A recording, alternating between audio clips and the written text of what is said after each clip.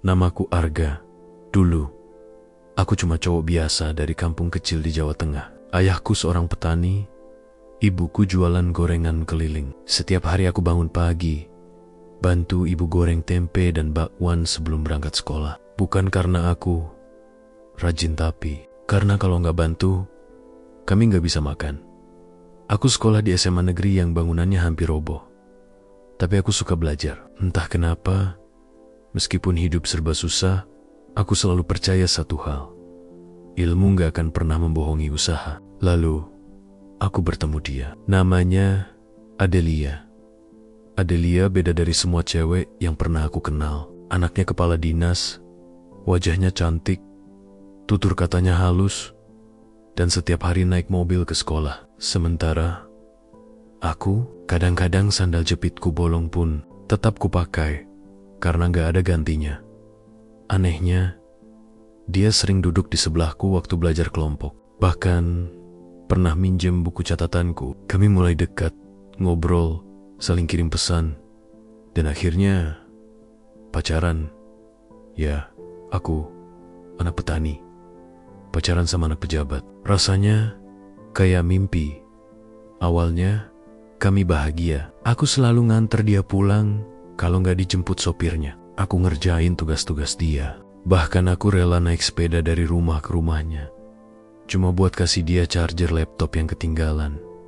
Tapi semua berubah waktu kami lulus SMA. Adelia diterima di universitas swasta ternama di Jakarta. Aku juga diterima kuliah, tapi di universitas negeri lewat beasiswa bidik misi. Aku semangat, mikir bisa tetap bareng dia, walau beda kampus. Tapi saat aku bilang kabar bahagia itu, ekspresi Adelia justru berubah. Dia diam sejenak, lalu bilang pelan, "Gak, aku gak yakin kita masih cocok. Kamu bukan di level aku." Aku terdiam. "Kamu maksudnya gimana?" "Bukan maksudku sombong, tapi kamu harus sadar, aku bakal hidup di dunia yang beda. Dunia yang penuh relasi, pesta, orang-orang elit. Dan kamu, ya, kamu anak petani. Gak semua orang bisa nerima itu, terutama keluargaku." Aku coba bertahan. Ku tawarkan sabar, janji akan sukses suatu hari nanti. Tapi dia cuma tertawa kecil. "Gak realistis aja. Cinta itu gak cukup. Nanti kamu malah capek sendiri." Dan saat itu, aku sadar, semua pengorbananku selama ini gak cukup. Gak cukup buat dianggap selevel. Gak cukup buat diterima di dunia dia. Beberapa bulan kemudian, aku dengar dia jadian sama cowok bernama Raka, anak pengusaha properti di Jakarta. Kaya, tampan, dan tentu saja levelnya pas buat dia. Aku hancur. Tapi sejak saat itu, aku bersumpah, aku gak akan hidup hanya untuk diingat sebagai cowok miskin yang pernah ditinggal. Aku bakal jadi versi terbaik dari diriku. Buat balas dendam, tapi buat buktiin bahwa nilai manusia bukan ditentukan dari siapa orang tuanya, berapa isi dompetnya, atau naik mobil apa, tapi dari kerja keras, karakter, dan apa yang dia bawa untuk orang lain tahan-tahan berlalu. Aku kerja siang malam, kuliah sambil nyambi jadi tutor privat, jaga warnet, bahkan sempat jadi cleaning service. Semua demi bayar kos dan makan. Tapi aku juga aktif organisasi, ikut kompetisi, dan pelan-pelan dikenal di kampus.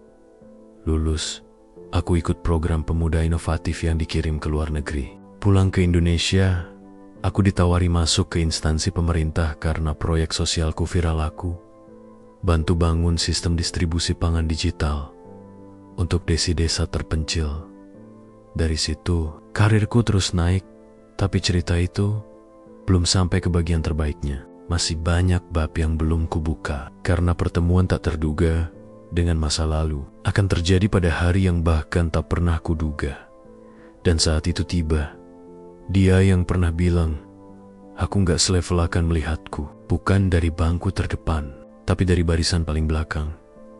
Karena hidup kadang gak perlu kita balas dengan kata-kata, cukup dengan pencapaian.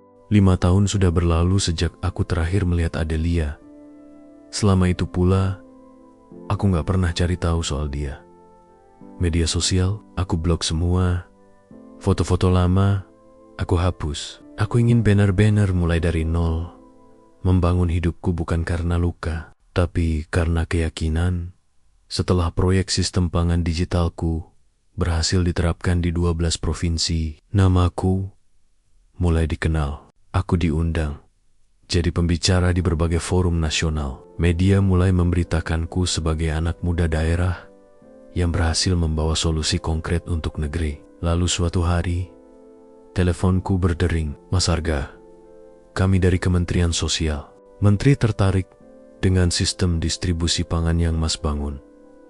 Bisa hadir rapat koordinasi minggu depan? Dek, aku masih ingat waktu kecil pernah bilang ke ibu, suatu hari aku mau bantu orang miskin, biar gak susah cari makan. Dan aku benar-benar diajak untuk bantu negara. Rapat itu berjalan lancar. Beberapa bulan kemudian, aku mendapat kabar mengejutkan.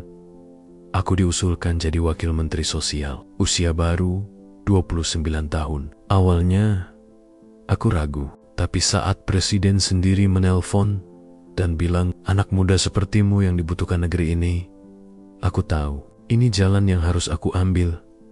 Setelah dilantik, hidupku berubah drastis. Dulu aku jalan kaki ke kampus, sekarang aku dijemput mobil. Dinas, dulu aku tidur di kos sempit, sekarang tinggal di rumah dinas. Tapi yang paling berbeda, bukan fasilitas melainkan rasa tanggung jawab.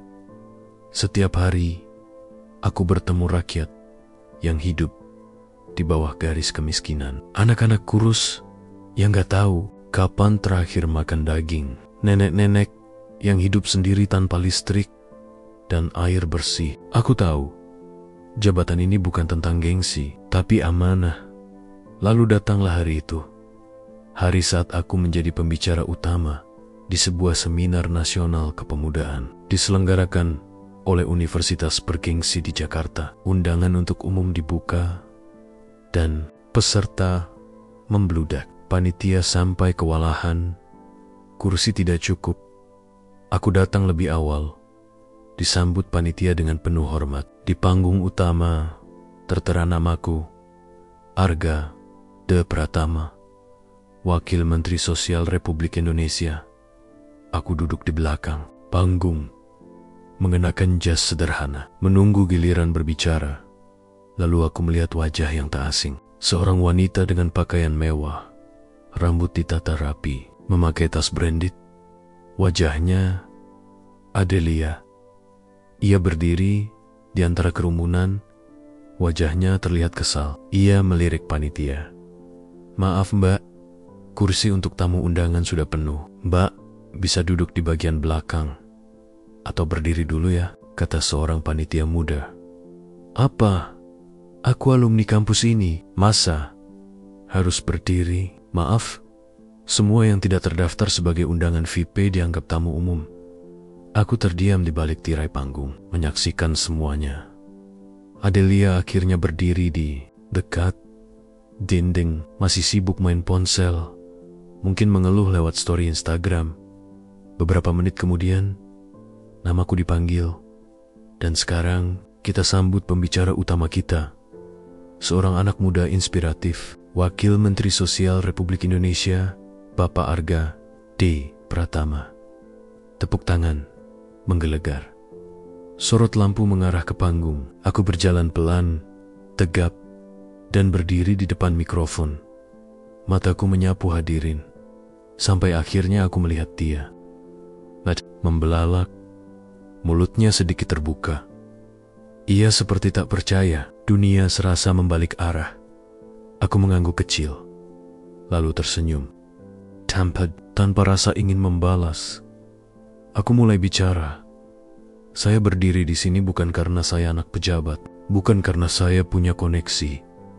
Saya hanya anak petani. Tapi saya percaya, kalau kita punya mimpi, tekad, dan hati yang tulus untuk membantu sesama, langit pun akan membuka jalan. Selama 1 jam aku bicara tentang perjuangan, tentang J2, tentang bagaimana rasa sakit bisa jadi bahan bakar untuk bangkit di akhir seci. Aku menutup dengan kalimat, dan kalau suatu hari ada orang yang bilang, kamu gak selevel, buktikan dengan tenang. Karena orang yang benar-benar tinggi gak perlu teriak-teriak. Levelnya akan bicara sendiri. Tepuk tangan meledak. Beberapa orang berdiri, tapi satu orang tetap diam berdiri di belakang ruangan. Wajahnya terpaku. Matanya kosong. Ya, itu dia. Orang yang dulu pernah bilang, aku gak pantas masuk ke hidupnya. Sekarang bahkan gak cukup level untuk duduk di ruanganku. Selesai seminar, panitia mengajakku ke ruang VIP. Beberapa peserta penting ikut masuk. Sebagian lagi menunggu di luar untuk sekadar minta foto atau tanda tangan. Aku senyum, melayani satu persatu, walau lelah mulai terasa. Di antara banyaknya wajah yang berlalu, tiba-tiba pandanganku tertahan. Dia datang.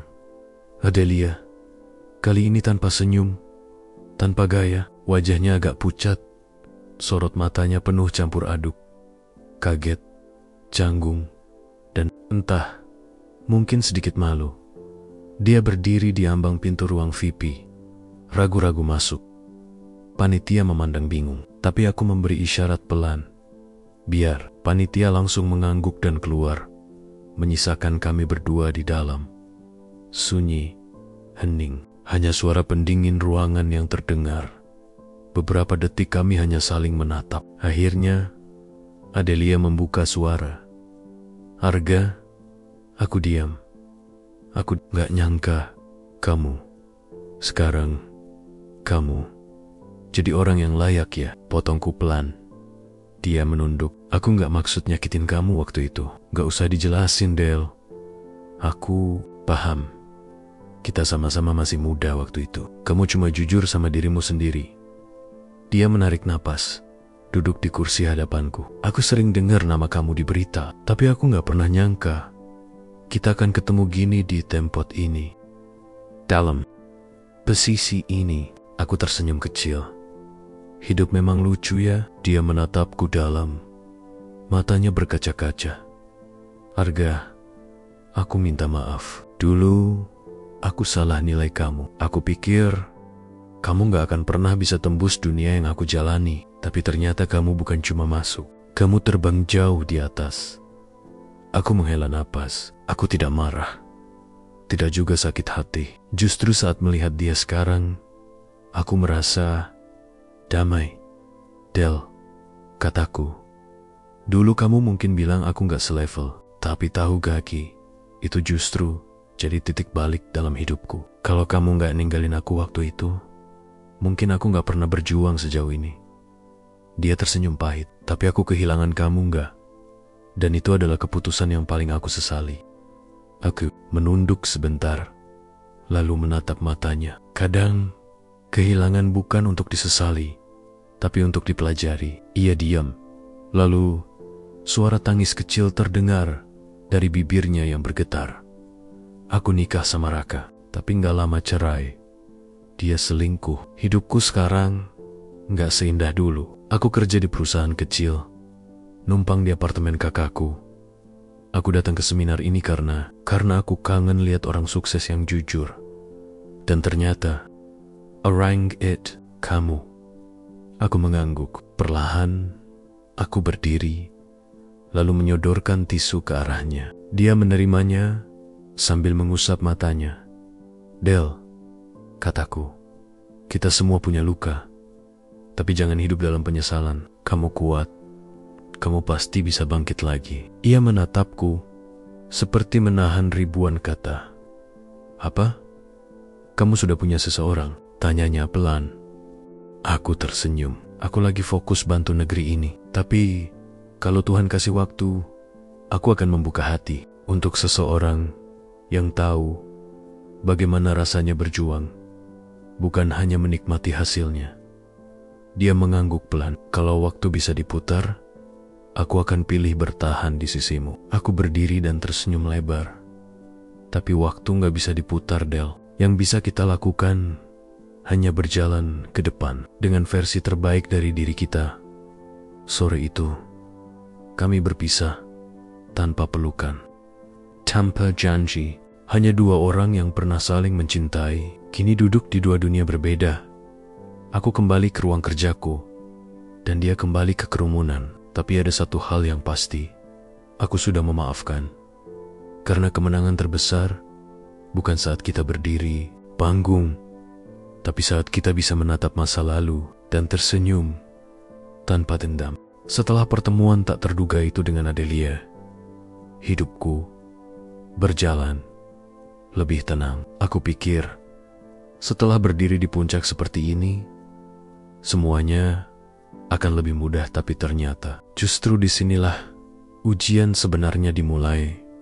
Sebagai wakil Menteri Sosial, tugasku bukan cuma soal tanda tangan dan bicara di seminar. Aku juga harus terjun langsung ke lapangan, melihat kondisi rakyat dengan mata kepala sendiri. Dari pelosok Sumatera sampai desa-desa di NTT, aku menyaksikan realita yang tidak bisa didandani oleh presentasi PowerPoint. Banyak keluarga miskin belum tersentuh bantuan. Banyak data penerima bantuan fiktif. Bahkan ada bantuan yang tak pernah sampai, tapi dalam laporan semuanya sudah diterima. Aku mulai curiga. Dan benar saja, saat timku menyelidiki lebih dalam, ditemukan aliran dana bantuan sosial yang bocor ke tangan oknum di daerah. Lebih mengejutkan lagi, saat kami cek lebih jauh, nama-nama pejabat pusat juga muncul dalam dokumen. Hatiku langsung tak tenang. Ini bukan hanya persoalan uang, ini persoalan amanah. Amanah dari rakyat, amanah dari Tuhan. Suatu malam, aku dipanggil oleh seorang pejabat senior yang juga punya jabatan strategis di kementerian. Kami bertemu di sebuah restoran mewah di Jakarta. Aku datang sendiri, dia juga, tapi entah kenapa, suasananya terasa dingin. Dia langsung to the point. Arga, kamu anak muda yang cerdas. Semua orang tahu kamu bersih. Tapi jangan terlalu nekat menggoyang sistem. Aku diam, menatapnya penuh tanya. Dia lanjut. Dana bansos itu, jalurnya sudah ada. Kamu tinggal ikut alur, gak usah usik terlalu dalam. Kalau kamu diam, karirmu aman. Tapi kalau kamu buka semuanya, jangan salahkan kalau kamu disingkirkan. Aku tersenyum tipis. Pak, jawabku pelan. Saya diangkat bukan untuk diam, tapi untuk memperbaiki. Wajahnya langsung berubah serius. Jangan sok idealis, Kak. Dunia ini gak seputih yang kamu pikir. Kadang kita harus tutup mata sedikit demi kebaikan bersama. Aku menggeleng pelan. Kalau demi kebaikan bersama, berarti harus membiarkan rakyat kelaparan. Saya lebih pilih jadi sendirian. Dia menatapku lama, lalu berdiri dan pergi tanpa pamit, meninggalkan kopi yang belum disentuh. Beberapa hari setelah itu, tekanan mulai datang dari segala arah. Media mulai menulis artikel negatif tentangku. Wakil menteri terlalu ambisius. Arga tak kooperatif dengan sesama pejabat. Ada yang menyebut aku arogan, terlalu banyak pencitraan. Aku tahu ini bukan berita lepas, ini serangan. Pelan-pelan, sistematis, terorganisir.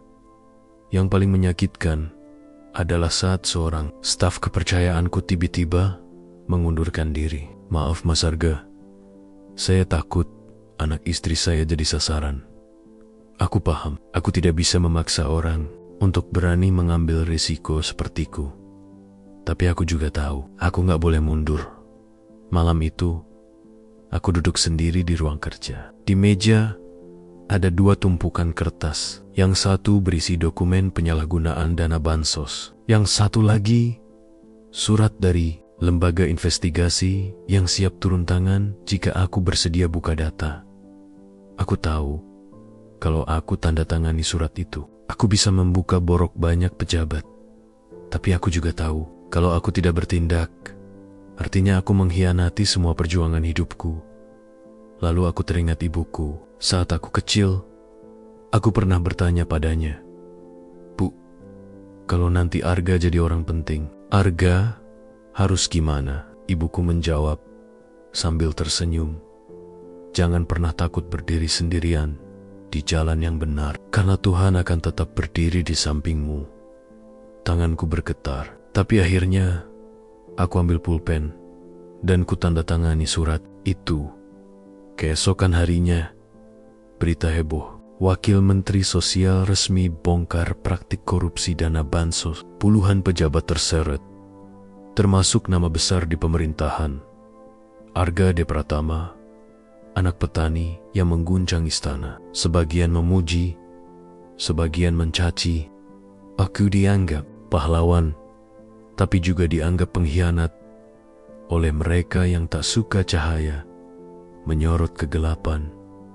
Tapi malam itu, aku tidur tenang. Untuk pertama kalinya sejak lama, aku bisa memejamkan mata dengan hati damai, karena kadang untuk menjadi tak tersentuh bukan berarti harus naik setinggi mungkin, tapi cukup berdiri teguh di jalan yang benar, walau banyak yang mencoba menjatuhkan. Pagi itu, langit Jakarta mendung, tapi suasana hatiku jauh lebih gelap dari awan yang menggantung. Sejak aku menandatangani surat pembukaan kasus korupsi bansos, efeknya seperti gelombang besar yang menyapu segalanya. Beberapa pejabat dicopot, beberapa lagi memilih mundur diam-diam sebelum namanya ikut terbongkar. Tapi bukan itu yang bikin aku gelisah. Yang membuatku sulit tidur akhir-akhir ini adalah tekanan yang datang dari atas, dari orang-orang yang tidak muncul di berita. Tapi suaranya mengguncang ruang-ruang rapat tertinggi negeri ini. Suatu siang, aku dipanggil ke istana. Bukan ruang publik, tapi ruang kecil di dalam yang hanya diakses orang-orang tertentu. Di sana, sudah duduk beberapa tokoh penting, termasuk 2 menteri senior. Dan 1 orang yang sangat berpengaruh, bukan presiden, tapi seseorang yang banyak orang sebut sebagai pemegang kunci kekuasaan di belakang layar. "Silakan duduk, Mas Arga," kata salah satu dari mereka. Aku duduk dengan tenang, mencoba menutupi kegelisahan yang sebenarnya sudah membakar dadaku. "Mas Arga," lanjutnya, "kami apresiasi keberanianmu, tapi kamu harus tahu, negara ini dibangun bukan hanya oleh niat baik, tapi juga oleh stabilitas." Aku mengernyit. "Maksudnya?" "Begini, gak?" Sambung yang lain. "Kamu udah bikin gaduh, media heboh, opini publik terbagi. Ini bikin citra pemerintah terganggu. Banyak program mandek karena pejabat takut bertindak." Aku mulai paham arah pembicaraan ini. "Kamu anak muda cerdas, tapi kamu terlalu cepat mengganggu arus. Kami khawatir kamu terlalu naif untuk melihat gambaran besar." Aku diam. Lalu, pria paling berpengaruh di ruangan itu bicara dengan suara berat. "Kami tidak bisa membiarkan ini berlarut, jadi kami beri 2 pilihan." Aku menatap matanya. "Apa pilihannya?" "Pertama, kamu tetap menjabat, tapi kamu berhenti bicara ke publik soal kasus korupsi itu. Biarkan proses hukum jalan secara. Kamu tetap jadi ikon muda, tetap bicara soal perubahan, tapi jangan ganggu sistem." Aku menarik napas. "Dan pilihan kedua?" Dia menjawab tanpa ekspresi. "Kamu mundur dengan alasan pribadi atau alasan kesehatan. Nama kamu akan dijaga baik, tapi kamu tidak akan berada di dalam lingkaran lagi." Ruangan hening. Detik itu, aku merasa seperti sedang berdiri di tebing. Di belakangku jurang, di depanku jalan yang penuh kabut, dan aku harus memilih diam demi selamat atau melangkah meski bisa tergelincir. Malamnya, aku duduk sendiri di ruang kerjaku. Lampu kota Jakarta terlihat dari jendela, cahaya-cahaya yang tak pernah tidur. Tapi di hatiku hanya gelap dan sunyi. Aku menatap foto ibuku yang kutaruh di meja. Senyumnya lembut, sederhana, dan jujur seperti hidup yang kuinginkan sejak dulu. Lalu, aku buka laptop Kutulis surat, bukan untuk mereka, tapi untuk rakyat. Surat pengunduran diri. Aku tahu apa yang aku korbankan, tapi aku juga tahu harga dari diam adalah pengkhianatan terhadap nurani. Dan aku lebih baik kehilangan jabatan daripada kehilangan diriku sendiri. Beberapa hari kemudian, berita besar meledak. Wakil Menteri Sosial, Arga, di Pratama Resmi beri pidato menyentuh. Saya tidak bisa menjadi bagian dari sistem yang membiarkan rakyat menderita. Video pidatoku viral. Saya mencintai negeri ini, tapi cinta itu bukan berarti tutup mata terhadap kebusukan. Jika berdiri sendiri adalah konsekuensi dari berkata jujur, maka biarlah saya berdiri sendirian, asal saya berdiri di tempat yang benar. Orang-orang bertanya, Arga mau kemana setelah ini? Jawabannya, aku nggak tahu, tapi aku percaya. Jalan benar mungkin sepi, tapi selalu ada cahaya yang menuntun di ujungnya. Aku kembali ke rumah kecilku, di kampung, bertemu ibu, makan tempe goreng hangat, duduk di balai bambu, mendengarkan jangkrik, dan di sanalah aku merasa benar-benar berada di level tertinggiku, bukan karena jabatan, bukan karena pangkat, tapi karena aku bisa melihat cermin dan berkata, kau tetap jadi dirimu gak? Dan itu lebih dari cukup. Setelah aku resmi mundur dari jabatan Wakil Menteri Sosial, banyak yang mengira aku akan menghilang. Ada yang bilang aku habis. Ada yang menyebut aku terlalu muda untuk bermain di politik. Bahkan ada juga yang berspekulasi bahwa aku menyerah. Tapi aku tahu satu hal, aku belum selesai. Hari-hariku kembali sederhana. Aku kembali ke kampung halaman, menyatu lagi dengan tanah dan debu, angin sawah, dan suara ayam kampung. Tapi bukan untuk melarikan diri, justru untuk menemukan arah yang lebih jernih.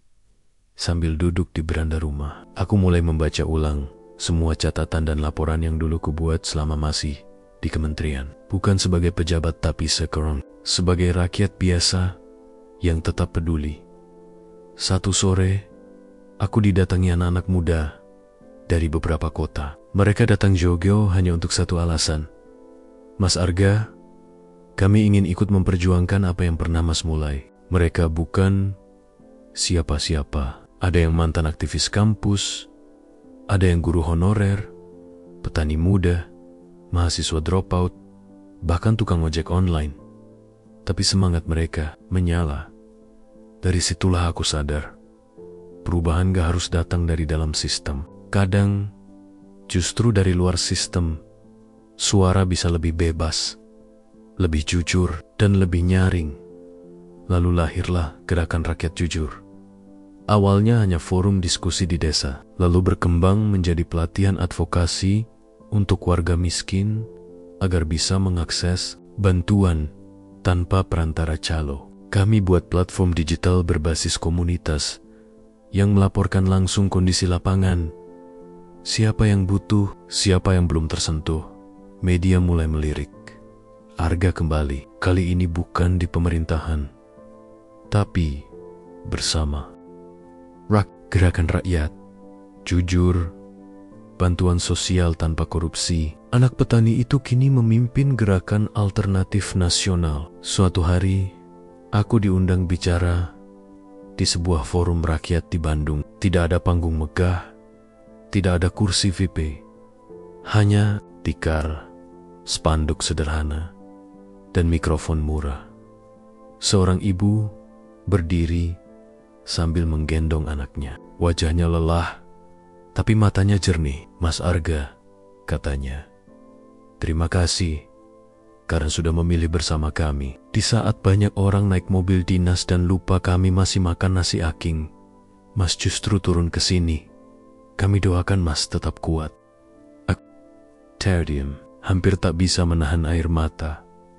Saat itulah aku sadar, selama ini orang berpikir level tertinggi adalah kursi kekuasaan. Tapi ternyata level tertinggi adalah saat kita hadir di hati orang-orang yang tidak punya siapa-siapa dan mereka melihat harapan lewat kita. Tapi tentu saja, tidak semua senang. Beberapa tokoh politik mulai resah. Mereka menganggap gerakanku bisa jadi ancaman. Telepon dari orang dalam kembali berdatangan. "Gak, kamu bisa kok balik lagi. Kami bisa bantu kamu dapat jabatan lebih tinggi. Asal kamu matikan gerakan." Itu. Aku tertawa kecil. Gerakan ini bukan milik saya. Ini milik rakyat. Gak bisa dimatikan dengan jabatan. Tekanan bertambah. Akses pendanaan dipersulit. Kegiatan lapangan sering diawasi. Tapi kami tak gentar. Justru kami semakin kuat karena rakyat makin percaya. Lalu suatu hari, aku mendapat undangan istimewa dari sebuah universitas luar negeri di Eropa. Mereka ingin memberi penghargaan Social Impact Leader padaku. Aku nyaris tak percaya. Anak petani, lulusan beasiswa, mantan cleaning service, kini diundang oleh dunia. Saat naik ke panggung penghargaan, aku tidak berbicara panjang, hanya satu kalimat.